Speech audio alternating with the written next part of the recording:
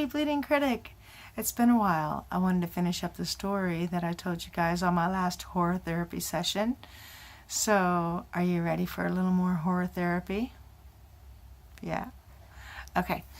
So, when we left off from the last story, I had told you guys that there had been some really spooky stuff going on at the house where I grew up, and we were getting ready to move.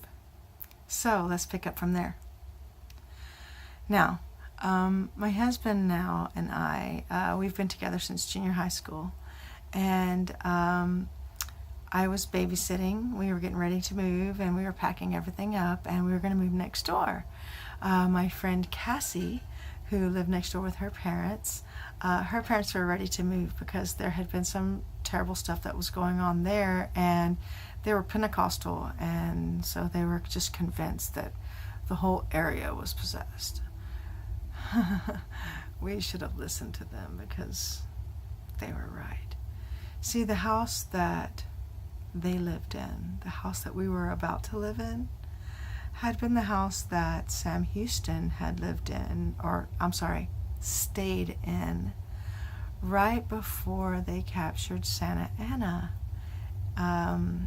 For those of you who are from UK or anywhere else that aren't familiar with that, Santa Ana was the bad guy from Mexico during the independence of Texas wars and all those things that were going on. Remember the Alamo? Yeah. So anyway, this place had a really long history of creepy shit. So let's tell this story. Now, we had been packing, and everything was packed up. My parents wanted to go to the movies and have a little break, you know, how adults sometimes do. And Steve and I had been there. I was not supposed to have him at the house. I was supposed to be babysitting my brother and sister, who were like, I don't know, like a year and a half old, maybe 18 months old was my little brother, and my sister was, I guess, maybe 3, you know. And so I was watching them, and my parents had gone. And once we got them to sleep, Steve and I kind of slipped off into my room to do the thing that teenagers do. And we were in there, and there was a loud bump on the closet door. Now, Steve's parents, they didn't really believe in all that stuff, and his grandparents were kind of like the hardcore Christian kind of people who didn't believe in ghosts and all that stuff. So I was trying to convince him of what was going on, and he was kind of not believing. He was kind of like, it's going to be okay. It's just, you know, this house is on pier and beam construction, and things can get into the house. It might be critters, it could be anything else, blah, blah, blah.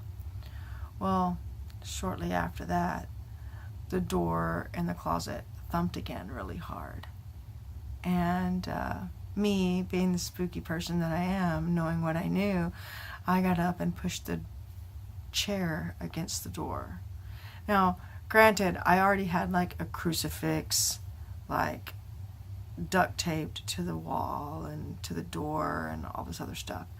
Now, it started to do the same thing that it did in the last story, where it would thump against the door, and slowly but surely the tape would come off, and the crucifix would fall, and the bottom piece of the tape would hold it, so it would just turn it upside down, which is really creepy.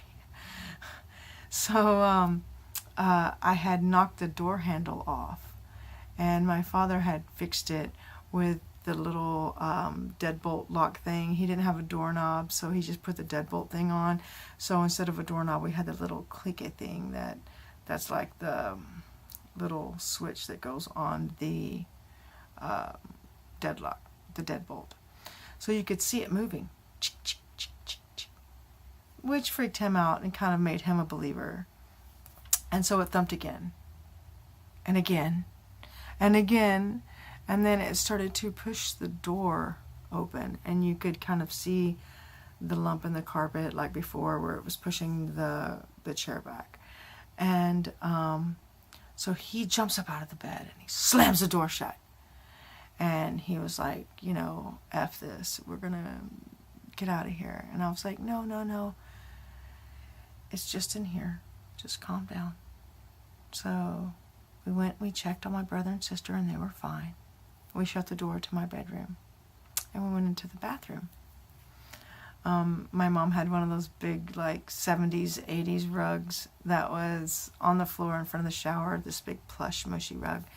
So we kind of laid down on the rug, and you know how teenagers are, we started, like, making out stuff. And all of a sudden, there's this thump. And like I said, the house was up on bricks, so you could hear it and feel it. And it was like thump, thump, thump. And then all of a sudden, boom, boom, boom, boom, boom. And you could hear it coming from the other side of the house.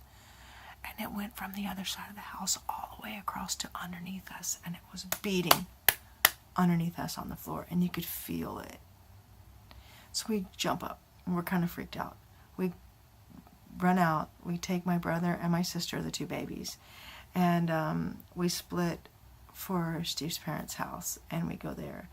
And so we left a note. And so, because, you know, back then we didn't have cell phones. So my parents show up at his parents' house, pissed as hell. And they pick me and the babies up and take us back to the house.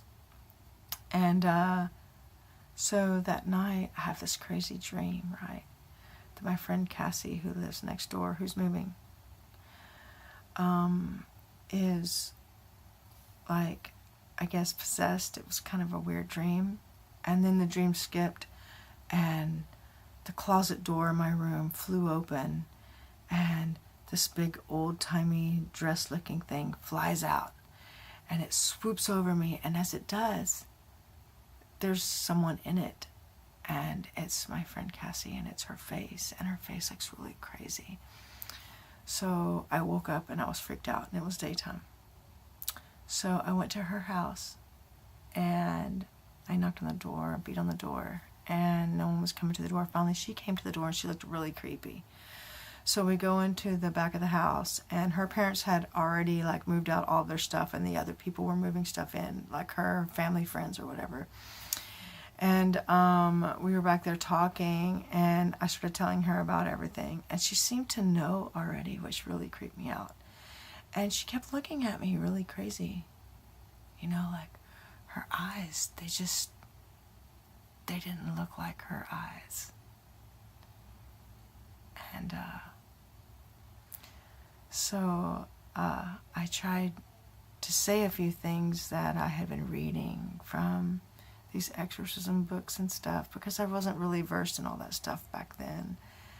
And there was this one phrase that I said, and I can't remember exactly how it went, but it was something in Latin that I really couldn't pronounce well. And when I said it, she got this look on her face, and she sat back in the chair, and her eyes rolled back. And she projectile vomited this gross green stuff all over herself and the room. Of course, I backed up, and so she missed me, but it was really gross. And she said some stuff that, to this day, I don't know what she said. It was like in another language. And it freaked me out so bad. And so I was really freaked out. I ran back to my parents' house, and I said, look, the people who are getting this house, who said that they were going to keep my friend and they were going to move into this house, they need to know what's really going on. And my parents were like, well, we can't tell them this. We've put in an offer to buy that house, and then they beat our offer, and blah, blah, blah. You know how that goes. Adults and their corporatism. And so I guess it was maybe 2 weeks later, these people who had just bought this house and just moved in all of their stuff decided that they were going to boot my friend, and her parents were going to put her in an asylum. And my parents were going to move into the house after all. So yeah, they did, and they started moving. And they did move in, and they took me with them. And we had been in the house for maybe, I don't know, 2 weeks. And my husband and his friends came over. And of course, his friends brought a Ouija board because they thought they would communicate with the spirits that were there. And as soon as they started, I knew that something was amiss. And it turned out that I was right. Even though things really kind of just seemed creepy that night, and there was some things that happened that no one would have known if they hadn't been involved with me or my family or whatever. There was no way that his friends could have known these things, so they couldn't have pushed the Ouija board and made it happen. Those things happened, and there had been some lights flickering and stuff, and his friends kind of got spooked and left. Well, when I went upstairs to my room that night, I took my dog with me. Of course, I'm a big pit bull fanatic, so I had my dog Jake with me, and we went up and laid down, and the dog started to growl and bark, and he was looking around the edges of the bed, like right around, like, you know, like the corners, and he was looking over like he could see something, but I couldn't see anything. I kept looking and looking, and I couldn't see anything. I turned on all the lights, I walked around the bed, there was nothing. So I laid down, I had the dog lay down, and he came and laid by me, and he just wouldn't stop growling. So I kind of went to sleep, and I had this creepy dream that something was choking me. And the dog actually was growling and freaking out, and he was waking me up because he was scratching me because he was pushing on me, you know. And I woke up, and I opened my eyes, and at the foot of the bed there was this big, like, sparkly thing. It looked like kind of like if there was like a pinhole in the ceiling and someone was dropping glitter through it with a light. It looked kind of weird, like it was falling, and there was like a shape of like a man in the light, and he was growling at it and barking, and it really freaked me out, and I woke up. So that next night, some friends of mine came over, and we were kind of trying to figure out what was going on. So we decided we would light a few candles, and sans the Ouija board, we would light a few candles and see what we could come up with, almost like seance style. Well, we started doing this, and as soon as we did, it felt like the whole house was rumbling, and we couldn't stop it. And so when we stopped and everyone let go of each other's hands, and there was no seance or whatever you want to call it going on, everybody kind of broke apart and scattered. And some of my friends said, "Oh, we're out of here," and they went home. And 2 of us were left, and we went downstairs, and I was kind of afraid to look out the window, you know. And my friend said, "Look, there's something there. Look at the window in your old bedroom next door." And I was like, "What do you mean?" And I looked out the window, and there was someone looking out. Now, I want you to understand that this house was not inhabited. It hadn't been re-rented. There was no one in it. But the blinds were bent back, like someone was looking out, and you could see the shape of a face inside. And it was looking at us. And it scared me so bad. I was so freaked out. And I took 2 steps back from the window. And as I turned around to my friend was gone. And I called for her, and I could hear her in the back. She was headed for the door, and she was like, "I'm so out of here, I'm so out of here." And I heard the door slam, and when the door slammed, the lights went off, and it was me by myself. I could feel the energy of something evil all around me. And I was completely mortified. And I ran for the door. And when I first grabbed it, I couldn't get it open. And I shook it and twisted the knob, and it wouldn't open. And I beat on it for just a second. And right whenever I was almost to the point where I was about to give up and run for another door or find some way to break a window, the door snatched open, and it was my friend and another friend, and they had walked from the next city over, and it took them about 45 minutes.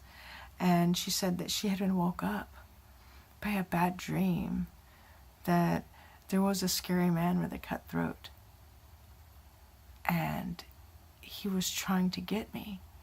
And she had told her other friends who had been there when she woke up, and they were so afraid by what she had said that it freaked them out, because they knew the story of the house and where I was living. And they had walked, and it had taken them 45 minutes. And just whenever they got there just in time to open the door. We opened the door and we went out. I ran outside and caught my breath, and we were so just mortified. And we went out to the street away from the house, and we turned around and looked back at the house. The same creepy figure that was next door, that closed the blinds, was upstairs in my bedroom, looking out the window at us, down on the street, and peering out the blinds at us, and closed the blinds.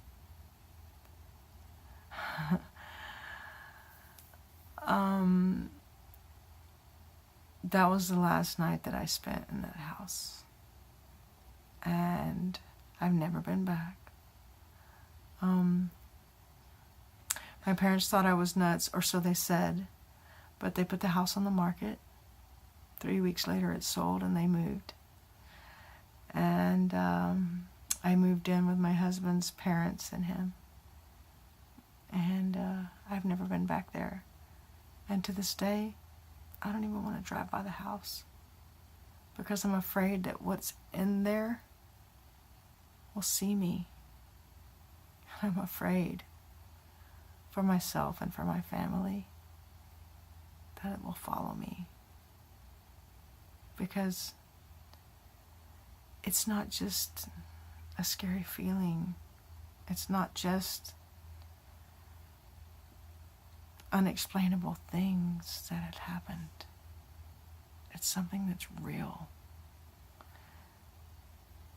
And it's something that's still there. And it's been there through the ages. And it's not going away. I hope you guys like the story. I have a lot of those from that house and from the other. But my next story will be about the haunted bar that I bought when I moved to San Marcos. And the Gary witches, you can look that up on the internet. And they're buried underneath the bar that I bought. And we're no longer at the bar. We were there for 6 years. And we're no longer there, but I have lots of stories I can tell you guys.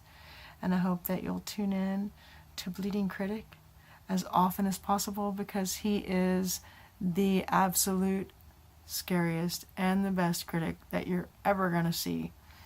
And I'm really glad to be a part of what he's doing. And see you guys on my next horror therapy session. Have a great night. Stay scared. Bye.